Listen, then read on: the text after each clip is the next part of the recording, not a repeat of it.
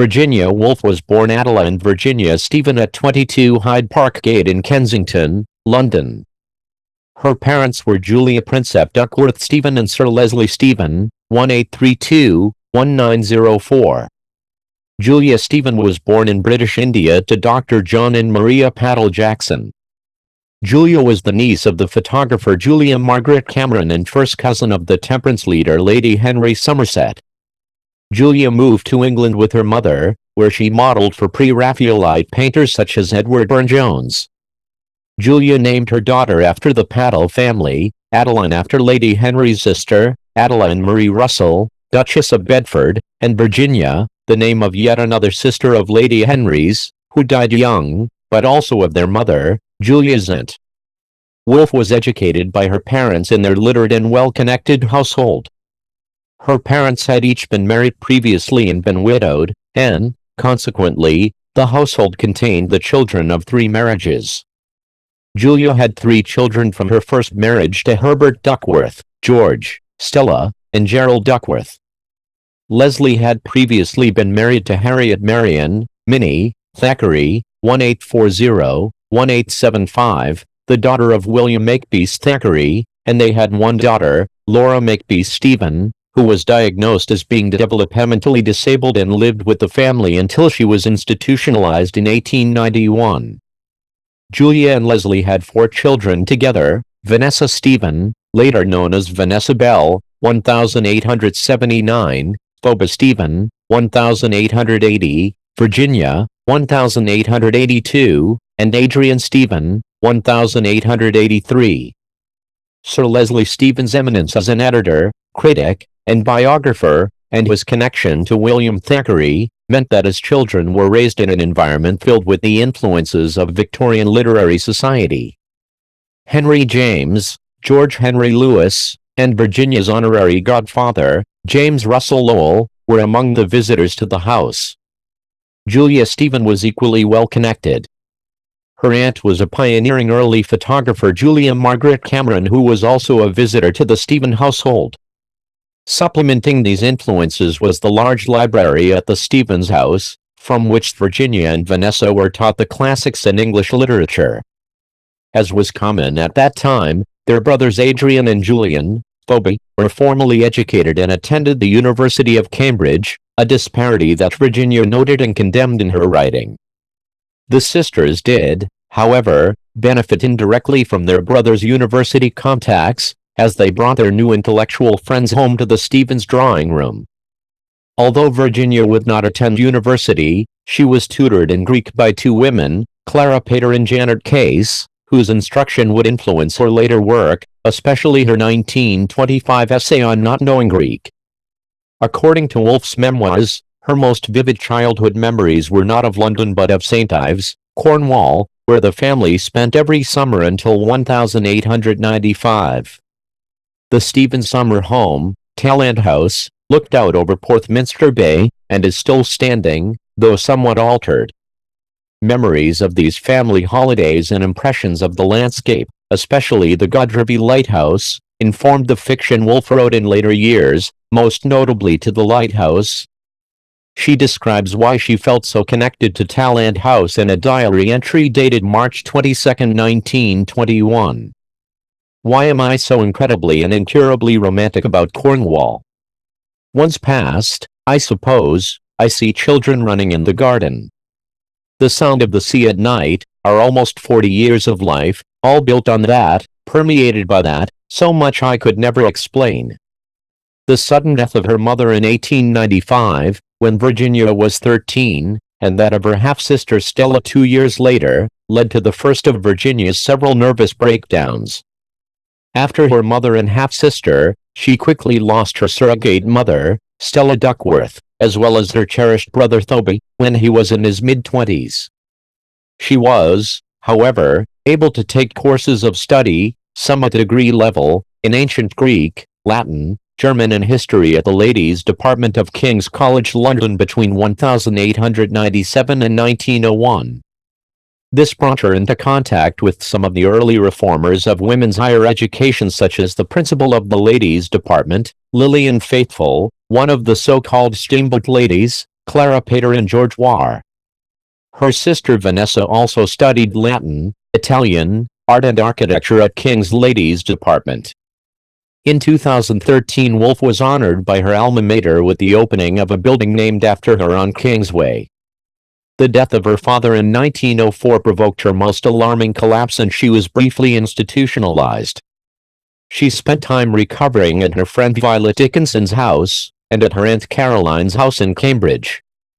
Modern scholars, including her nephew and biographer, Quentin Bell, have suggested her breakdowns and subsequent recurring depressive periods were also influenced by the sexual abuse to which she and her sister Vanessa were subjected by their half-brothers George and Gerald Duckworth, which Woolf recalls in her autobiographical essays A Sketch of the Past and 22 Hyde Park Gate. Throughout her life, Woolf suffered by periodic mood swings and associated illnesses. She spent 3 short periods in 1910, 1912 and 1913 at Burleigh House, 15 Cambridge Park, Twickenham, described as a private nursing home for women with nervous disorder. Though this instability often affected her social life, her literary productivity continued with few breaks throughout her life. Woolf came to know Linton Strachey, Clive Bell, Rupert Brooke, Saxon Sidney Turner, Duncan Grant, Leonard Woolf, John Maynard Keynes, David Garnett, and Roger Fry, who together formed the nucleus of the intellectual circle of writers and artists known as the Bloomsbury Group. Several members of the group attained notoriety in 1910 with the Dreadnought hoax, which Virginia participated in disguised as a Mill Abyssinian Royal. Her complete 1940 talk on the hoax was discovered and is published in the memoirs collected in the expanded edition of The Platform of Time, 2008. In 1907, Vanessa married Clive Bell, and the couple's interest in avant-garde art would have an important influence on Woolf's development as an author. Virginia Stephen married the writer Leonard Woolf on August 10, 1912. Despite his low material status, Woolf referring to Leonard during their engagement as a penniless Jew, the couple shared a close bond. Indeed, in 1937, Woolf wrote in her diary, "Love-making, after 25 years can't bear to be separate, you see it is enormous pleasure being wanted, a wife. And our marriage so complete." The two also collaborated professionally, in 1917 founding the Hogarth Press, which subsequently published Virginia's novels along with works by T.S. Eliot, Lawrence van der Post, and others. The press also commissioned works by contemporary artists, including Dora Carrington and Vanessa Bell.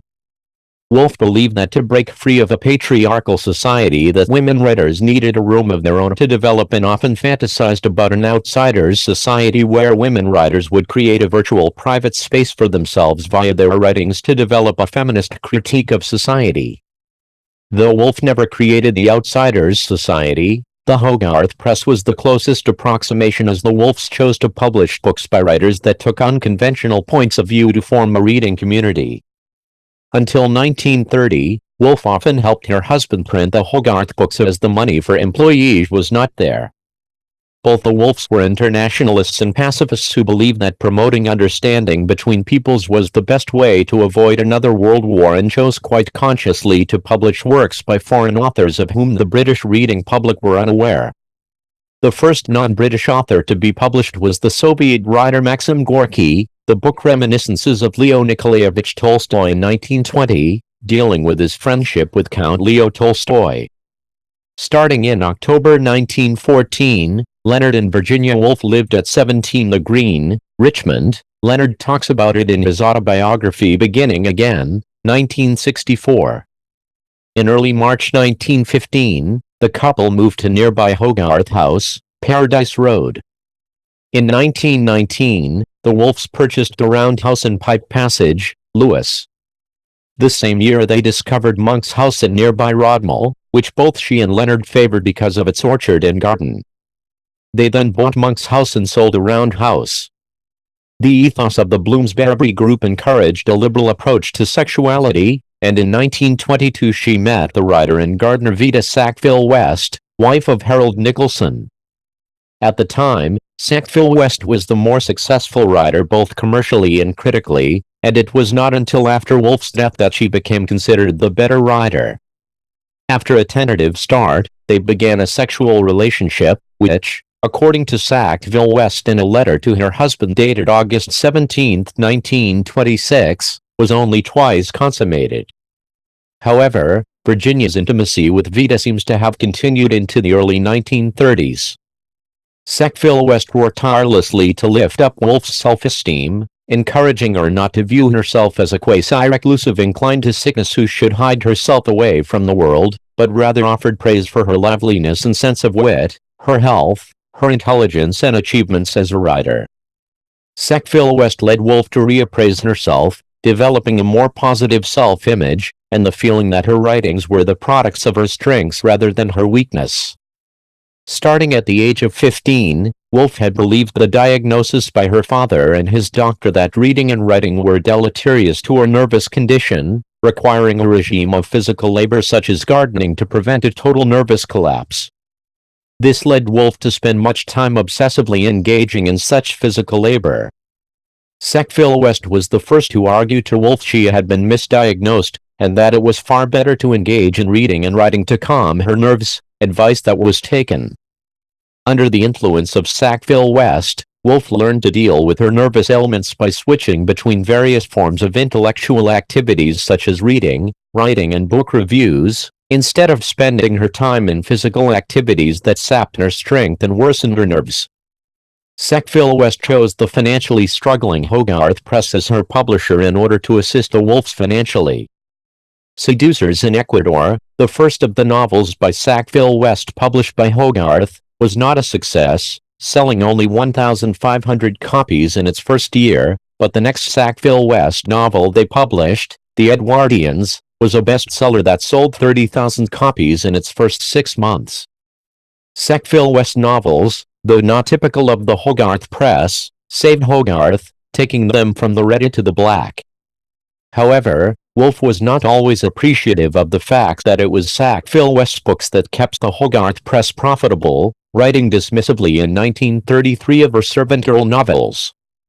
The financial security allowed by the good sales of Sackville West novels in turn allowed Woolf to engage in more experimental work, such as The Waves, as Woolf had to be cautious when she depended upon Hogarth entirely for her income. In 1928, Woolf presented Sackville West with Orlando, a fantastical biography in which the eponymous hero's life spans 3 centuries in both sexes. Nigel Nicholson, Vida Sackville West's son, wrote, "The effect of Vida on Virginia is all contained in Orlando, the longest and most charming love letter in literature, in which she explores Vida, weaves her in and out of the centuries, tosses her from one sex to the other, plays with her, dresses her in furs, lace and emeralds, teases her, flirts with her, drops a veil of mist around her." After their affair ended, the two women remained friends until Woolf's death in 1941. Virginia Woolf also remained close to her surviving siblings, Adrian and Vanessa, though they had died of typhoid fever at the age of 26. After completing the manuscript of her last novel, posthumously published, Between the Acts, Woolf fell into a depression similar to that which she had earlier experienced. The onset of World War II, the destruction of her London home during the Blitz, and the cool reception given to her biography of her late friend Roger Fry all worsened her condition until she was unable to work. When Leonard enlisted in the Home Guard, Virginia disapproved. She held fast to her pacifism and criticized her husband for wearing what she considered to be the silly uniform of the Home Guard. After World War II began, Woolf's diary indicates that she was obsessed with death, which figured more and more as her mood darkened. On March 28, 1941, Woolf drowned herself by filling her overcoat pockets with stones and walking into the River Ouse near her home. Her body was not found until April 18. Her husband buried her cremated remains beneath an elm tree in the garden of Monk's house, their home in Rodmell, Sussex. "Dearest, I feel certain that I am going mad again. I feel we can't go through another of those terrible times. And I shan't recover this time. I begin to hear voices, and I can't concentrate. So I am doing what seems the best thing to do. You have given me the greatest possible happiness. You have been in every way all that anyone could be. I don't think two people could have been happier till this terrible disease came. I can't fight any longer. I know that I am spoiling your life, that without me you could work. And you will, I know. You see, I can't even write this properly. I can't read. What I want to say is I owe all the happiness of my life to you. You have been entirely patient with me and incredibly good. I want to say that, everybody knows it. If anybody could have saved me, it would have been you. Everything has gone from me but the certainty of your goodness. I can't go on spoiling your life any longer. I don't think two people could have been happier than we have been. Much examination has been made of Woolf's mental illness, described as a manic-depressive illness in Thomas Caramagno's 1992 book, The Flight of the Mind, Virginia Woolf's Art in Manic-Depressive Illness, in which he also warns against the neurotic genius way of looking at mental illness, where people rationalize that creativity is somehow born of mental illness. In a book by Stephen Trombley, Woolf is described as having a confrontational relationship with her doctors, and possibly being a woman who is a victim of male medicine, referring to the contemporary relative lack of understanding about mental illness. Irene Coates's book Who's Afraid of Leonard Woolf, A Case for the Sanity of Virginia Woolf, holds that Leonard Woolf's treatment of his wife encouraged her ill health and ultimately was responsible for her death. Though extensively researched from the feminist perspective, this view is not accepted by Leonard's family and some critics. Victoria Glendining's book Leonard Woolf, A Biography, argues that Leonard Woolf was not only supportive of his wife but enabled her to live as long as she did by providing her with the life and atmosphere she needed to live and write. Virginia's own diaries support this view of the Woolf's marriage. Woolf's fiction is also studied for its insight into shell shock, war, witchcraft, class and modern British society.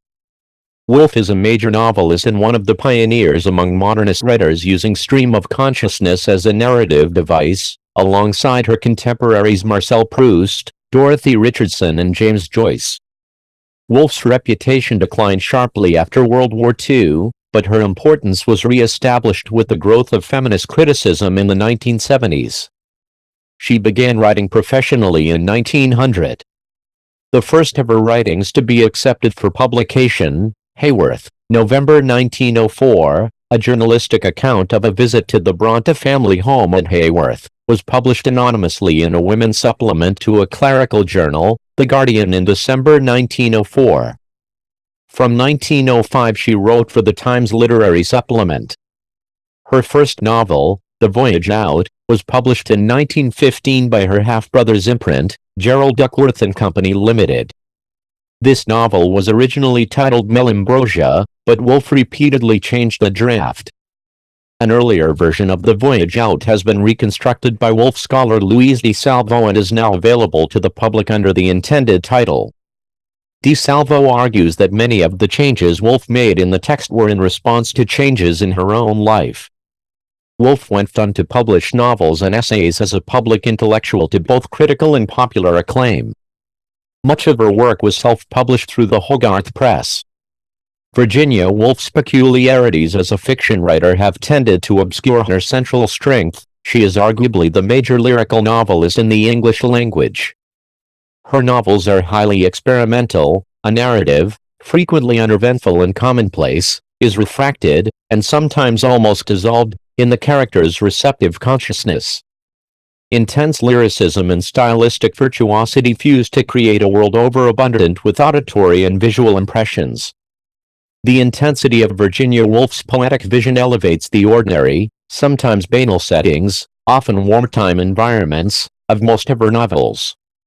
For example, Mrs. Dalloway, 1925, centers on the efforts of Clarissa Dalloway, a middle-aged society woman, to organize a party, even as her life is paralleled with that of Septimus Warren Smith, a working-class veteran who has returned from the First World War bearing deep psychological scars. To the Lighthouse, 1927, is set on 2 days 10 years apart. The plot centers on the Ramsay family's anticipation of and reflection upon a visit to a lighthouse and the connected familial tensions. One of the primary themes of the novel is the struggle in the creative process that beset painter Lily Briscoe while she struggles to paint in the midst of the family drama. The novel is also a meditation upon the lives of a nation's inhabitants in the midst of war, and of the people left behind. It also explores the passage of time, and how women are forced by society to allow men to take emotional strength from them. Orlando, 1928, is one of Virginia Woolf's lightest novels. A parodic biography of a young nobleman who lives for 3 centuries without aging much past 30, but who does abruptly turn into a woman, the book is in part a portrait of Woolf's lover Vita Sackville West. It was meant to console Vita for the loss of her ancestral home, Knoll House, though it is also a satirical treatment of Vita and her work. In Orlando, the techniques of historical biographers are being ridiculed, the character of a pompous biographer is being assumed in order for it to be mocked. The Waves, 1931, presents a group of 6 friends whose reflections, which are closer to recitatives than to interior monologues proper, create a wave-like atmosphere that is more akin to a prose poem than to a plot-centered novel. Flush, a biography, 1933, is a part fiction, part biography of the Cocker Spaniel owned by Victorian poet Elizabeth Barrett Browning. The book is written from the dog's point of view. Woolf was inspired to write this book from the success of the Rudolph B. Sear play The Barretts of Wimpole Street. In the play, Flush is on stage for much of the action. The play was produced for the first time in 1932 by the actress Catherine Cornell. Her last work, Between the Acts, 1941, sums up and magnifies Woolf's chief preoccupations, the transformation of life through art, sexual ambivalence, and meditation on the themes of flux of time and life, presented simultaneously as corrosion and rejuvenation, all set in a highly imaginative and symbolic narrative encompassing almost all of English history. This book is the most lyrical of all her works, not only in feeling but in style, being chiefly written in verse. While Woolf's work can be understood as consistently in dialogue with the Bloomsbury group, particularly its tendency, informed by G. E. Moore, among others, towards doctrinal rationalism, it is not a simple recapitulation of the coteries' ideals. Shelf of Shakespeare plays hand-bound by Virginia Woolf in her bedroom at Monk's house. It has been suggested that Woolf bound books to help cope with her depression, as is hinted at in her writing. A great part of every day is not lived consciously. One walks, eats, sees things, deals with what has to be done, the broken vacuum cleaner, cooking dinner, bookbinding. A major influence on Woolf from 1912 onward was Russian literature, as Woolf adopted the aesthetic conventions of Russian literature. The style of Fyodor Dostoevsky with his depiction of a fluid mind in operation helped to influence Woolf's writings about a discontinuous writing process, though Woolf objected to Dostoevsky's obsession with psychological extremity and the tumultuous flux of emotions in his characters together with his right-wing, monarchist politics, as Dostoevsky was an ardent supporter of the autocracy of Imperial Russia. In contrast to her objections to Dostoevsky's exaggerated emotional pitch, Woolf found much to admire in the work of Anton Chekhov and Leo Tolstoy. Woolf admired Chekhov for his stories of ordinary people living their lives, doing banal things and plots that had no neat endings. From Tolstoy, Woolf drew lessons about how a novelist should depict a character's psychological state and the interior tension within. From Ivan Turgenev, Woolf drew the lessons that there are multiple eyes when writing a novel, and the novelist needed to balance the multiple versions of himself/herself to balance the mundane facts of a story versus the writer's overreaching vision, which required a total passion for art. Another influence on Woolf was the American writer Henry David Thoreau, with Woolf writing in a 1917 essay that her aim as a writer was to follow Thoreau by capturing the moment, to burn always with this hard, gem-like flame, while praising Thoreau for his statement, "The millions are awake enough for physical labor, but only one in hundreds of millions is awake enough to a poetic or divine life. To be awake is to be alive." Woolf praised Thoreau for his simplicity and finding a way for settling free the delicate and complicated machinery of the soul. Like Thoreau, Woolf believed that it was silence that set the mind free to really contemplate and understand the world. Both authors believed in a certain transcendental, mystical approach to life and writing, where even banal things could be capable of generating deep emotions if one had enough silence and the presence of mind to appreciate them. Woolf and Thoreau were both concerned with the difficulty of human relationships in the modern age. Other notable influences include William Shakespeare, George Eliot, Leo Tolstoy, Marcel Proust, Anton Chekhov, Emily Bronte, Daniel Defoe, James Joyce, E.M. Forster. Though happily married to a Jewish man, Woolf often wrote of Jewish characters in stereotypical archetypes and generalizations, including describing some of her Jewish characters as physically repulsive and dirty. For example, while traveling on a cruise to Portugal, she protests at finding a great many Portuguese Jews on board, and other repulsive objects, but we keep clear of them. Furthermore, she wrote in her diary, "I do not like the Jewish voice, I do not like the Jewish laugh." In a 1930 letter to the composer Ethel Smith, quoted in Nigel Nicholson's biography Virginia Woolf, she recollects her boast of Leonard's Jewishness, confirming her snobbish tendencies. "How I hated marrying a Jew, what a snob I was, for they have immense vitality." In another letter to Smith, Woolf gives a scathing denunciation of Christianity, seeing it as self-righteous egotism and stating my Jew has more religion in one toenail, more human love, in one hair. Woolf and her husband Leonard came to despise and fear the 1930s fascism and antisemitism.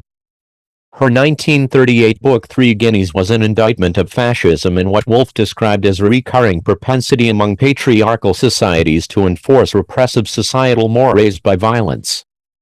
Though at least one biography of Virginia Woolf appeared in her lifetime, the first authoritative study of her life was published in 1972 by her nephew Quentin Bell. Hermione Lee's 1996 biography Virginia Woolf provides a thorough and authoritative examination of Woolf's life and work. In 2001, Louise DeSalvo and Mitchell A. Liska edited the letters of Vita Sackville West and Virginia Woolf. Julia Briggs's Virginia Woolf, An Inner Life, 2005, focuses on Woolf's writing, including her novels and her commentary on the creative process, to illuminate her life. The sociologist Pierre Bourdieu also uses Woolf's literature to understand and analyze gender domination. Recently, studies of Virginia Woolf have focused on feminist and lesbian themes in her work, such as in the 1997 collection of critical essays, Virginia Woolf, Lesbian Readings, edited by Eileen Barrett and Patricia Kramer. In 1928, Virginia Woolf took a grassroots approach to informing and inspiring feminism. She addressed undergraduate women at the ODTAA Society at Girton College, Cambridge and the Art Society at Newnham College with two papers that eventually became A Room of One's Own. Woolf's best-known nonfiction works, A Room of One's Own, 1929, and Three Guineas, 1938, examined the difficulties that female writers and intellectuals faced because men held disproportionate legal and economic power, as well as the future of women in education and society, as the societal effects of industrialization and birth control had not yet fully been realized. In The Second Sex, 1949, Simone de Beauvoir counts, of all women who ever lived, only three female writers, Emily Bronte, Woolf and sometimes Catherine Mansfield, have explored the given legacy. Michael Cunningham's 1998 Pulitzer Prize-winning novel The Hours focused on three generations of women affected by Woolf's novel Mrs. Dalloway. In 2002, a film version of the novel was released starring Nicole Kidman as Woolf, a role for which she won the 2002 Academy Award for Best Actress. The film also starred Julianne Moore and Meryl Streep and featured an award-winning score by the American composer Philip Glass. Susan Seller's novel Vanessa and Virginia, 2008, explores the close sibling relationship between Woolf and her sister, Vanessa Bell. It was adapted for the stage by Elizabeth Wright in 2010 and first performed by Moving Stories Theatre Company. Priya Parmer's 2014 novel Vanessa and her sister also examined the Stevens sisters' relationship during the early years of their association with what became known as the Bloomsbury Group. Virginia is portrayed by both Lydia Leonard and Catherine McCormick in the BBC's three-part drama series Life in Squares. The artwork The Dinner Party features a place setting for Woolf. An exhibition on Virginia Woolf was held at the National Portrait Gallery from July to October 2014. Who's Afraid of Virginia Woolf is a 1962 play by Edward Albee. It examines the structure of the marriage of an American middle-aged academic couple, Martha and George. Mike Nichols released a movie version in 1966, starring Elizabeth Taylor and Richard Burton. Taylor won the 1966 Academy Award for Best Actress for the role. Me. I'm Afraid of Virginia Woolf, a 1978 TV play, references the title of the Edward Albee play and features an English literature teacher who has a poster there. It was written by Alan Bennett and directed by Stephen Frears. On January 25, 2018, Google showed a doodle celebrating her 136th birthday. Influenced, Margaret Atwood, Michael Cunningham, Gabriel Garcia Marquez, Toni Morrison.